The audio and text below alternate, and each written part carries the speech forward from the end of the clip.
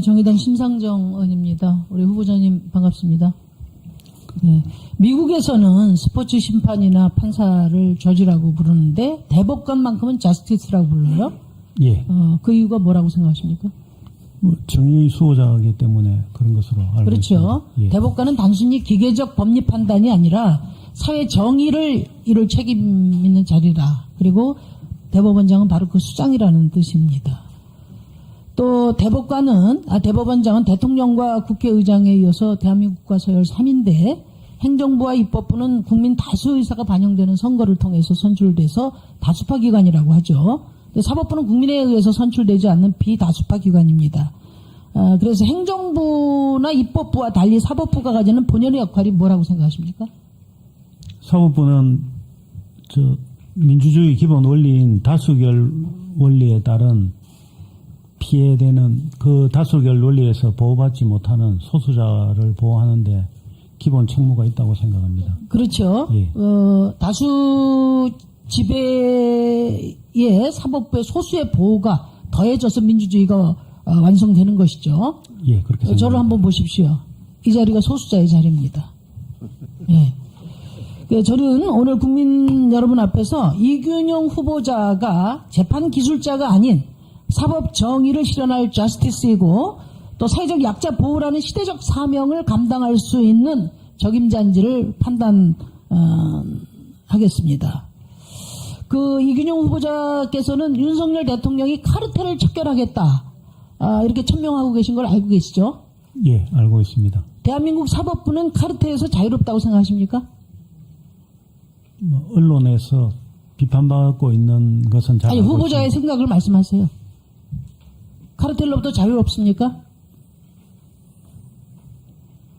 자유롭지 못한 측면이 있을 수도 있다고. 어떤 점이 자유롭지 않습니까?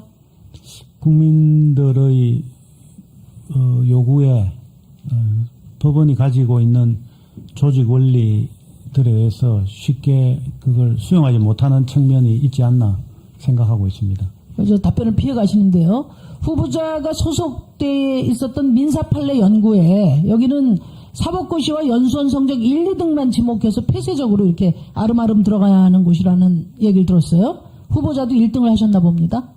그렇지는 않습니다. 아, 그렇습니까? 예. 그 민사판례 연구회가 승진 카르텔, 판사 카스트 제도의 최종점 코스다. 이런 비판을 들어보셨어요? 그 부분은 제가 직접 들어보지는 못했습니다. 그러니까 얼마나 세상과 담을 쌓고 사셨습니까, 그러면? 예? 그러니까 지금 민사판례 연구회 변호사 회원 중에 약 절반인 23명이 김앤장 소속이고 모두 판사 출신이에요.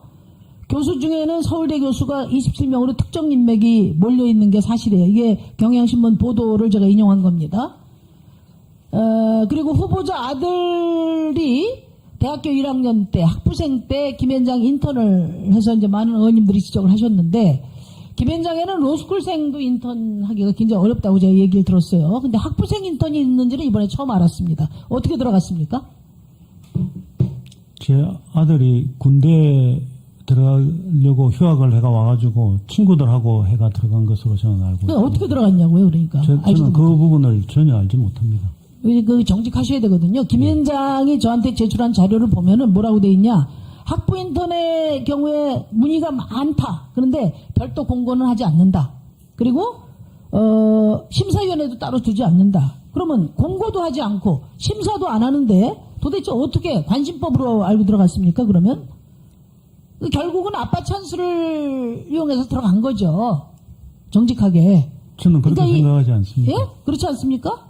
아니, 제 아들이 미국에서 친구들을 사귀어가지고. 그러니까 미국에서 공부하다가 이제 방학 때 여기 와가지고 그런 스펙 공동체까지 이렇게 이제 아빠 찬스를 가지고 이루어지는 거죠. 그러니까 저는 이 법관 카르텔이 어른들의 전관 공동체를 넘어서 자녀들의 스펙 공동체까지 나가고 있는 명백한 정황이라고 저는 보고요. 그러니까 특권 동맹이 지금 세습되고 있는 겁니다. 예? 야, 이렇게 아빠 찬스로 인턴하고 논문 쓰고 스펙 쌓고 고위 엘리트 족벌 공동체 이게 대한민국의 평범한 청년들에게 얼마나 큰 박탈감과 좌절감을 주는지 대법원장 후보자는 알고 계십니까? 제 아들은 전혀 저와 관련해가 들어간 것이 아니고 독자적으로 들어간 것으로 저는 알고 있습니다. 네, 그거 가지고 따지진 않겠습니다. 그 세상 길 가는 사람 삼척동자한테도 물어보세요. 그러니까 저는 적어도 우리 대법원장 후보자께서 2030 청년들로부터 신뢰받는 대법원장이 되긴 좀 어렵겠다 이런 생각이 듭니다. 그리고 또 하나 이제 지금 그 재산 형성에 대해서 많은 얘기를 하고 있는데요. 자료 좀 띄워줘 보세요. 임명이 되시면 역대 대법원장 중에 재산 1위, 제일 부자 대법원장이 되실 것 같아요. 물론 재산이 많은 것 자체가 문제라는 얘기는 아닙니다. 그런데 재산 형성 과정에서 의혹도 많고 위법도 많고 모르시는 것도 많아요. 그러니까 이게 대법원장 후보자로서 좀 민망한 상황이거든요. 아까도 지적을 했지만 비상장 주식 재산신고에서 누락했는데 관련법을 몰랐다 이렇게 하셨어요. 가계의 무심에서 잊고 지냈다 이런 말씀도 하셨는데 저는 모르실 수 있다고 봅니다. 법 개정을. 근데 제가 법원에 확인해 보니까 법원에서 재산신고 때마다 대상자들에게 개정 사실을 누차 알려줬다고 그래요. 그러면 그걸 모르셨다면 그건 가계에 무심한 게 아니고 법관 윤리에 무심한 거 아닙니까? 그거는. 또 농지 취득에 대해서 법령 위반이 없다고 말씀하셨는데 지금도 그렇게 생각하세요? 예. 예? 예. 농지법은 위반한 적이 없습니다. 그런 게 참 기가 막힙니다. 제가 농지로 적혀 있으면 법적으로 농지 아닙니까? 예? 본인도 판결해서 잡종지가 잡종지로 사용돼도 농지는 농지라고 하셨어요. 그 본인 판결한 걸 한번 뒤져보시기 바랍니다. 저는 법 위반도 문제지만은 더 큰 문제는 이 후보자 이런 태도라고 생각해요. 법관에게 고도의 도덕성이 요구되는 게 왜 그렇습니까? 자신만 비난받으면 되는 게 아니라 다른 사람의 범죄 위법을 제재하는 위치에 있잖아요. 사법 전체의 신뢰에 영향을 준다 이겁니다. 저는 이 답변 태도를 보면서 이 답변 태도가 하여튼 회피로 일관하고 그다음에 이게 정확하게 인정하고 반성하지 않아요. 우기고 석연치 않은 범죄를 둘러대고 회피로 일관한단 말이죠. 이런 자세를 보면은 엄격한 법리적 판단을 통해서 사법 정의를 실현해야 할 대법원장의 수장으로서 자격이 의심되지 않을 수가 없습니다. 예, 수고하셨습니다.